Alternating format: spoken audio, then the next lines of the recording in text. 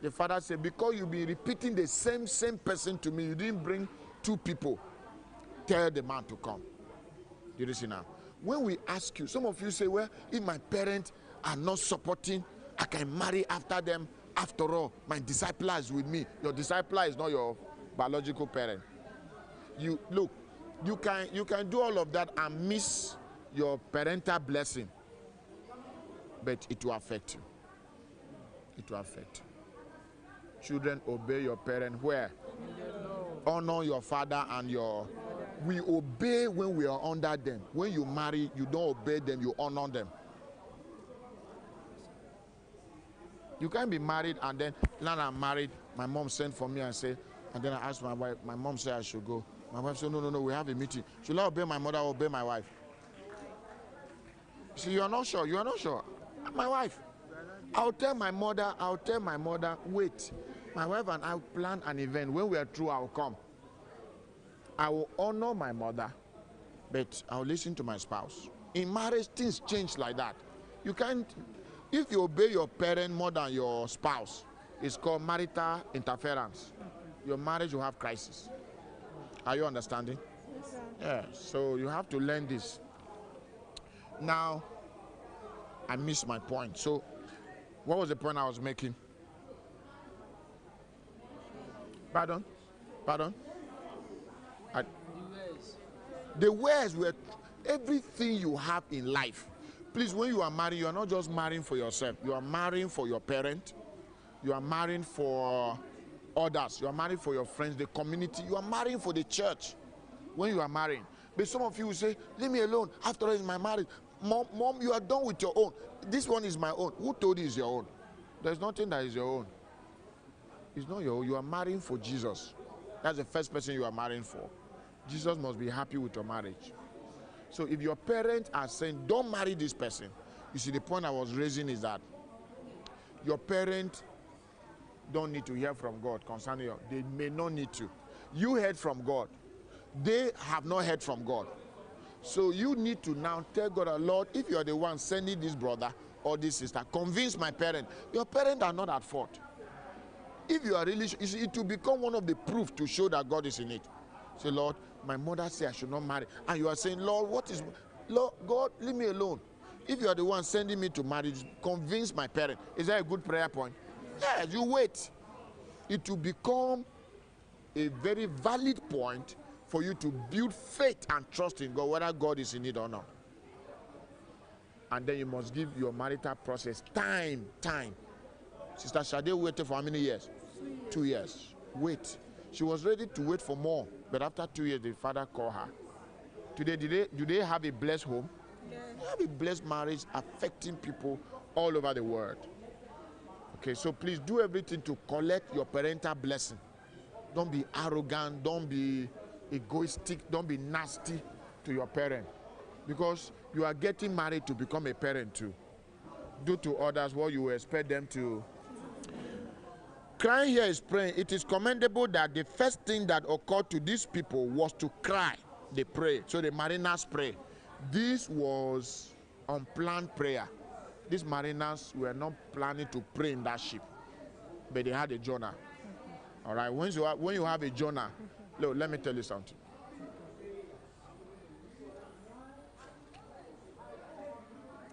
If you pray well, you marry a life partner. If you don't pray well, you marry a prayer partner. Should I repeat it? If you pray well, what will you marry? A life partner. If you don't pray well, what will you marry? A prayer partner. For sure you will pray. You either pray very well before the marriage or you will pray in marriage. Some people are spending their life praying for their marriage. Say, Lord, this is my wife. I don't know what I find. Oh, I marry a witch. You are praying the marriage. I marry Mami Water Spirit. May God give you understanding. Okay, so the people prayed and they cried, but sadly, unto gods that only existed in their warped minds. Why call on gods to a battle that was not there? So they were praying to the unknown God. The unknown God say, what is mine? We don't even know what you are talking about. The unknown God say, our hands are not there. This was a different God. Jonah and his God. Can you imagine now? But they were praying to the unknown God. The unknown God would say, we don't even know this case. They were very surprised. I think they were surprised. And like we heard, when they threw the wares, those goods, they empty their ship so that it can be lighter. They thought that the problem was from they were not sure. And when they threw the goods there, we are taught that the fish that swallowed Jonah, I thought that fish was really, really hungry. That fish supposed to be swallowing all the goods they were throwing inside. But the fish was not interested in those things. What was the fish interested in? Immediately they throw Jonah. The fish said, hey, you are my food. You are the one we are waiting for. You see, the fish was waiting for Jonah because the Bible says God had prepared the fish to swallow Jonah. Yes. So I'd like you to know that marriage has principles. Once you break the principles, you will suffer. Even though as a Christian, there are principles. So don't be in a hurry. That's why we're asking you to read meetings like this, ask questions. Don't be shy. Have a discipler, somebody that don't go. Look, I don't expect that a single brother should live in a single house to go and marry a single sister who is living in a single house. A single brother living in a single house, getting married to a single sister coming from a single house. Even though they are married, it will take them a while before they catch up. You are supposed to see marriage and not just to know marriage.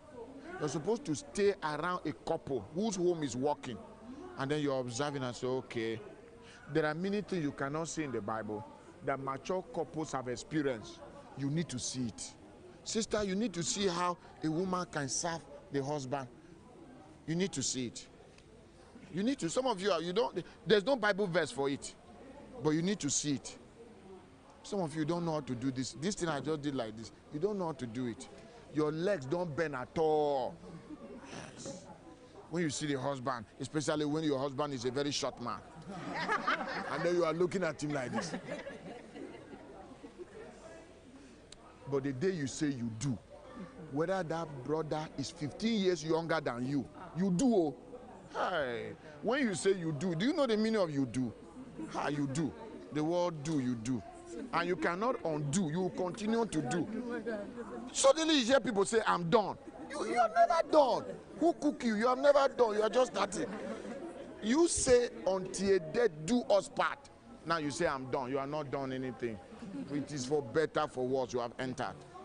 So that's why we are taking time to teach, know the truth, believe the truth. So a young brother should be able to see marriage from a couple. I mean, I saw like that with my discipler. He always, each time we go out like that, he buys food items for the home. I usually think that the woman should do the shopping. And my discipler will always, when we go to take meetings as we're coming back, he'll buy yam, buy bread, buy this. I saw that for too long that when I got married, each time I go out also, I want to buy. I buy yam. Is there any Bible verse that the man should buy yam? But I saw it. You cannot remove it from my... You understand what I'm saying? You need to see marriage. Sisters, learn. See how to serve. Learn. Have courtesy. Yes. Look, the Bible says, wives, submit yourself to who? To your own husband. Okay, let me tell you. If the Bible have said, wives, wife, submit yourself to all men. And wives, submit yourself to your own husband. Which one is more difficult? Do you know that if the Bible says, wife, submit yourself to all men, as you see her like this, she'll submit to this one, submit to me. Every man you see, you just be submitting like that. Submitting like that. But God is so kind. He say, wife, submit yourself to who? Only one person in this life, not your pastor. Yeah, some of you respect pastor. Many women respect their pastor more than they respect their husbands. It should not be so. Praise the Lord. So they prayed and they did everything, but it was not possible. When they noticed their prayer did not work, they switched to gladly giving unsolicited offerings to the raging ocean. Okay, they lightened the ship. The Bible implies that these men would have cast more into the sea if they had more. So they were sacrificing, giving. Look, I'm telling you that what we're teaching is that when storms of life comes into your marriage, you are ready to lose everything to have peace. Eh? Do you see that they were throwing everything into the sea? What were they looking for? They just wanted peace. In 2 Thessalonians 3:16, the Bible says, may the Lord himself always give you peace by all means. May the Lord himself. God will be doing everything to give you peace when you have appeased him. But Jonah was God's enemy by this time. We're teaching this lesson because there are storms in marriage. When I got married, you remember the story? Where did I stop yesterday? I told you the story, right? Yes. Should I continue? Maybe the story was it interesting? Yes. Yes. But I was telling that story to the point where we got wedded in Satola. Yes, at Ring Road. My wife was living in Brother Rio's house, and then we got married. We were very privileged to have that experience. Now, after that, we all moved to Lagos.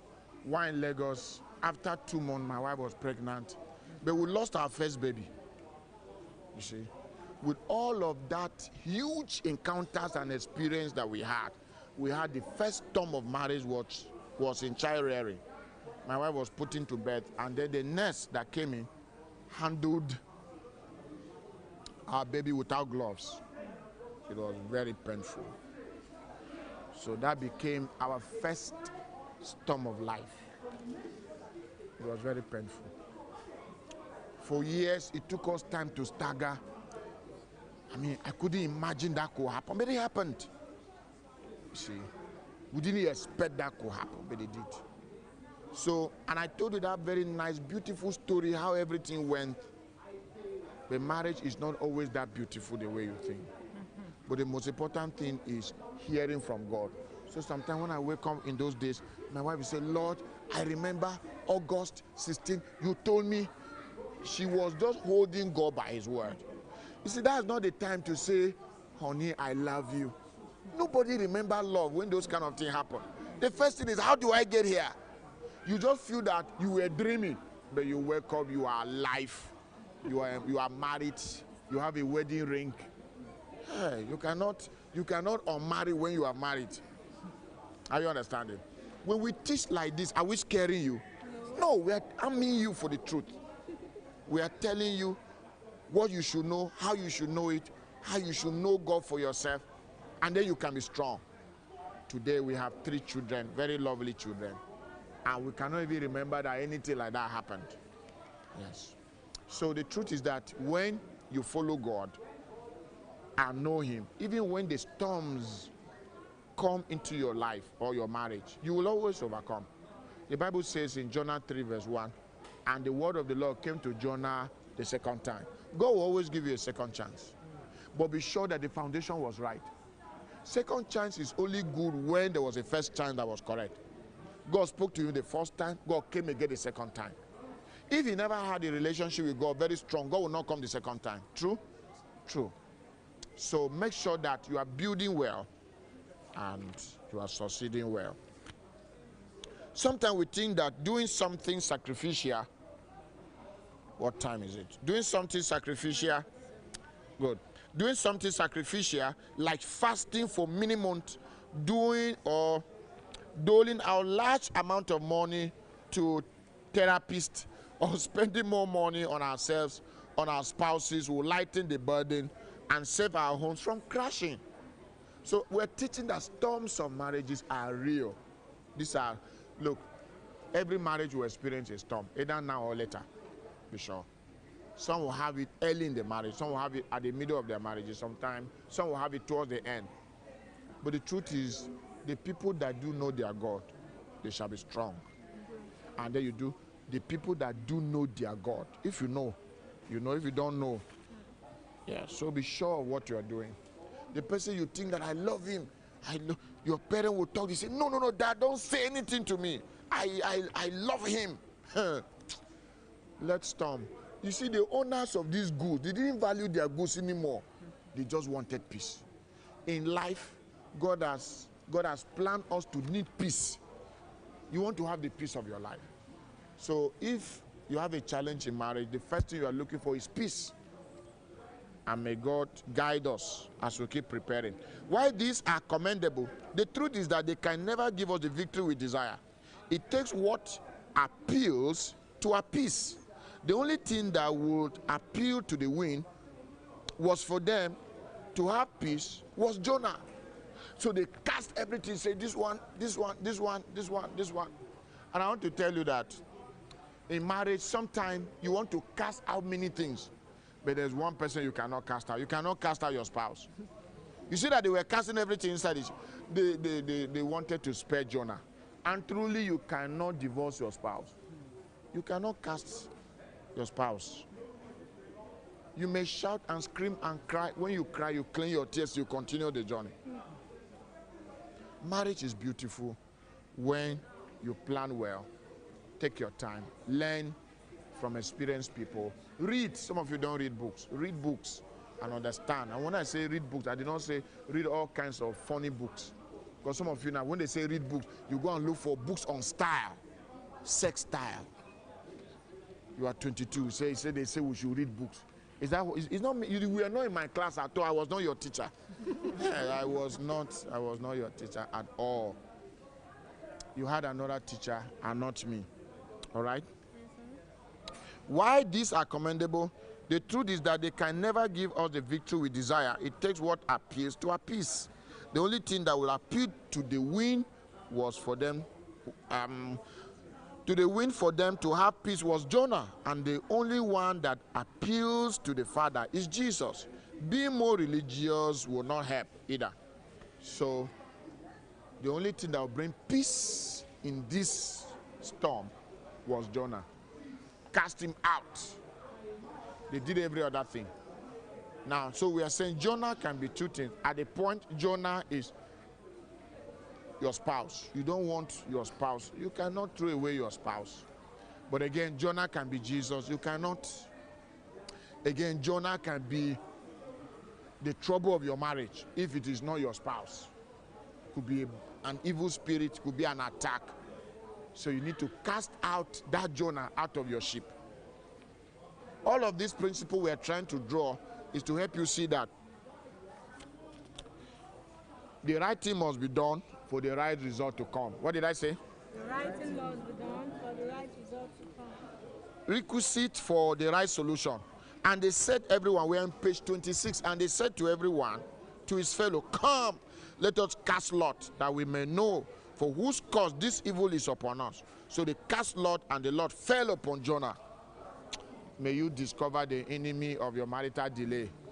They have to cast lot. You have to pray and say, Lord, why am I not married? What am I missing?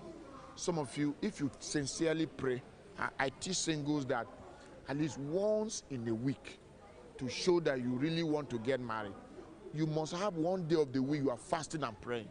One day of the week, 7 days. If it is Tuesday, you say, Lord, every Tuesday, I'm here. I'm fasting and praying for my. Some of you don't have. You are not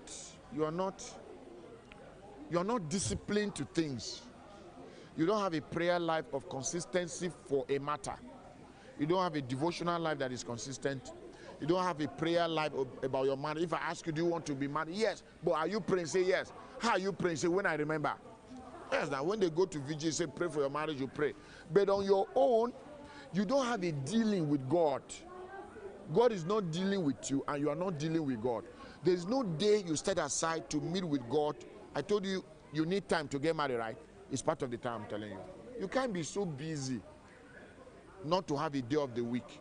You can spend 2 or 3 hours. It could be a vigil. You are just there alone. Say, Lord, just between. Some of you will start it as I'm saying now, but it will not last for 1 month. You see, if you have an accountability partner that you can talk to and say, look, I want to start something like this. I don't want it to end till the end of the year. You can plan it for 8 months, 9 months, and then you are on. Yes. So you need to be sure that you are truly, and let me tell you something. Should I tell you something? You don't want to hear, so I'll leave it. Only 3 people in front. The ones at the back, they are not interested, so let me go on. Are you sure you're interested? Yes, Sometimes you are under pressure from your parents. And let me tell you why you're under pressure. When you are 28, 29, 30, maybe going to 35, don't wait for your parent to say, what are you waiting for now? Has nobody come? Don't wait for them. Don't wait for them. Don't wait for them. So when you are at an age bracket, don't wait for your parent to be the one to ask you, when are you getting married? No. Out of your praying time, once in a week, after praying for a while, you go to your parent and say, Dad, do you know that the last time I'm praying, last week, I pray every Wednesday for my marriage. God is telling me something. Dad, be praying with me. Yeah, very soon, it's like I'm already receiving some signals. Are you understanding now? Yes. I'm telling you, it's called being offensive. Some of you are very defensive. When your mother calls you and say, why are you not? You say, Mom, leave me alone, leave me alone. You are very angry. Your mother is being your mother. She needs her grandchildren. You don't want her to have grandchildren. She needs her grandchildren. So don't wait for your mom to call you and she's asking you and say, daughter, what is the law saying? Is nobody coming? You'll be offended. So if you don't want that offense, you have to be on the offensive. Take a time you are praying, and then from time to time, update your mom. You say, Mom, just in time. Mom, you know I'm 32, last birthday, and nobody has come now. The way you are laughing, I won't complete my statement. You don't want me to say the things I'm saying. So I'll just go on. All right? So tell your parent, have regular meetings with them. Because that's what you will expect your children to do for you, right? Yes, have regular meetings with them. I did not say every day. Marriage is not the only thing. There's time to eat. You will not be talking about marriage all the time. But there should be a regular update once in 2 months and say, Mom, I think I'd like to see you. So what is it? I just wanted, Mom, I know you are praying about my marriage, and I truly want to thank you. We're not yet there. The last time I fasted, I sensed that God was telling me something, but it's not yet clear. Mom, once it happens, you'll be the first to know. What are you doing to your mom? You are showing your mom that you are becoming responsible. Some of you are not responsible. Yeah, so when your parent calls you to give account, you are angry. You say, Mom, leave me alone. She cannot leave you. That's your mother. She can leave you alone to who? Mama wants grandchildren, so you must give her children. Okay, so including the brothers. Look, as a brother, you must win at home. You must win. You know what I mean? You must be a hero. Let something happen in the compound as a brother. They say, armed robbers were outside. He say, what armed robbers? Hey, that's an opportunity to be a hero. Oh, you don't understand. Eh?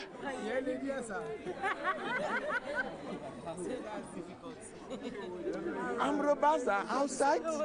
You say, that armed robber. Dad, sit down. Mom, sit down. I will handle this matter. Look, are you understanding me? Yes, sir. It may not be armed robbers.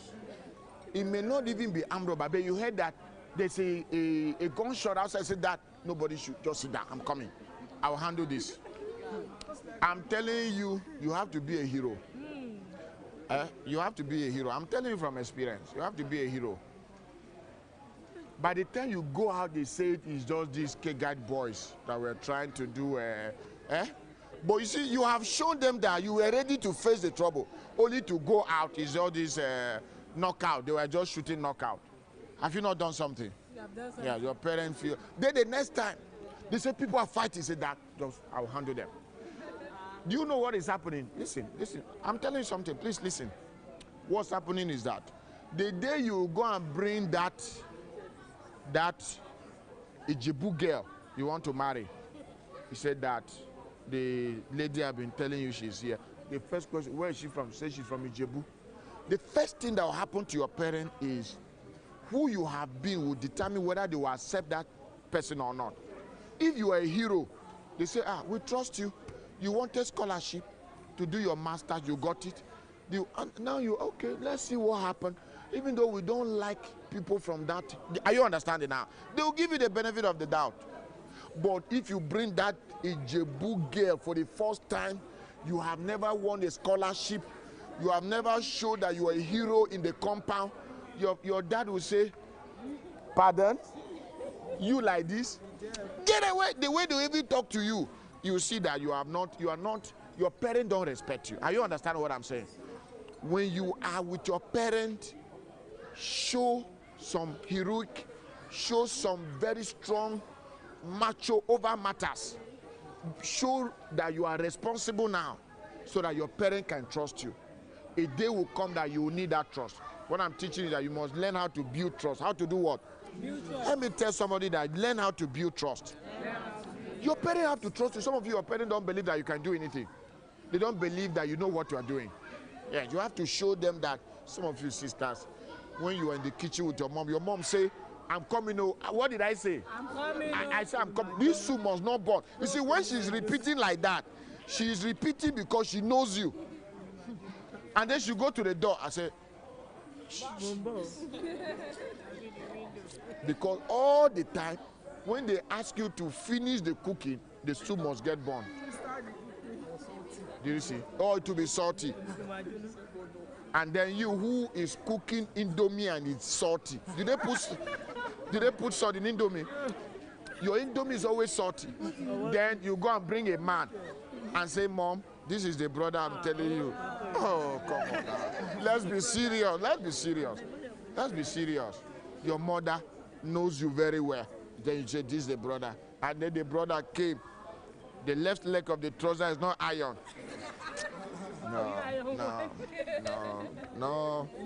No. Good. So we're going to end this class here. We're ending this class because it's time. So we'll have to summarize it there. Okay. So come, let them ask you a question.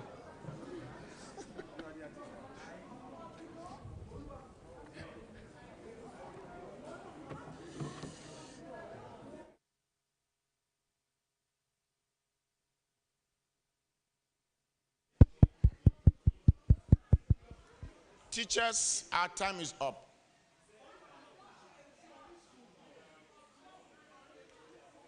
The student will just remain in the class. The student will just remain in the class. We need to do general summary now. We need to do a general summary. Yes, with me.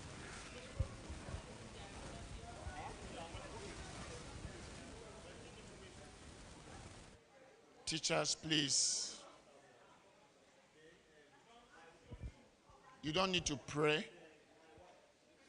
Just let's have questions and summarize now.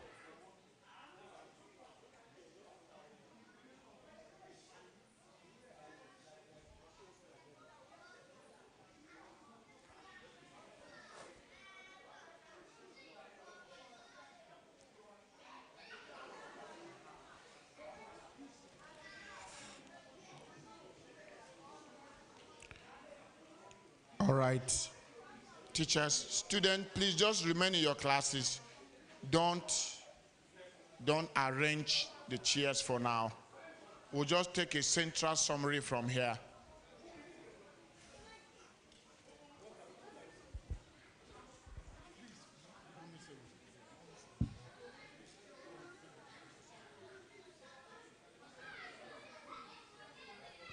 Okay, teachers, 5 minutes to just summarize, please, so that we'll take the central summary.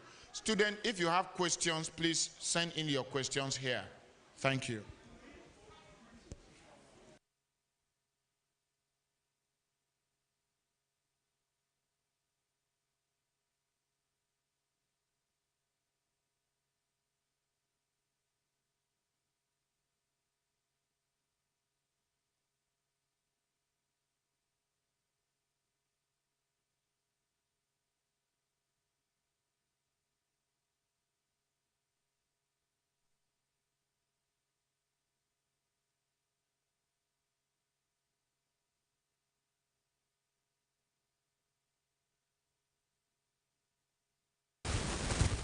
There is a level of preference. In whatever you are doing, you have scale of preference.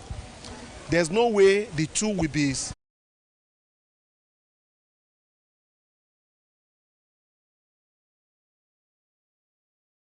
trust the Lord, because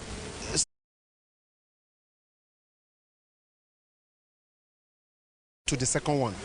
But you are not trying to,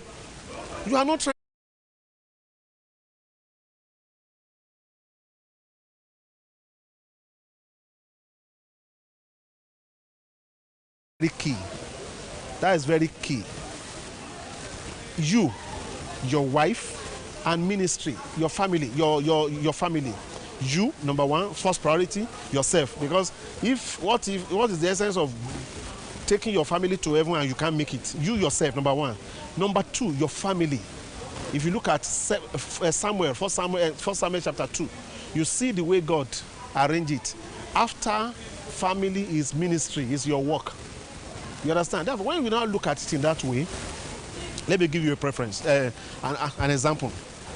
My mother, my wife. If my wife asks anything, I don't think twice. I don't think twice. If she asks for 10,000, if she's in somewhere and she said, mine, I need 12,000, I will send 15 because I know that may not be able to attend to that. I will send more than that. My mother have an obligation to take care of her, and I do that regularly and with the understanding of my wife. Therefore, I'm not trying to, they are not rivals. Therefore, don't let us begin to place a kind of a rivalry between our mother and our wife. Now, let me share practically what we did. Thank you, sir. This is what we did in our marriage. What we did was, when we got married, when we want to send a gift to my mom, my wife, what I do, when there's distance, we want to send a gift to my mom.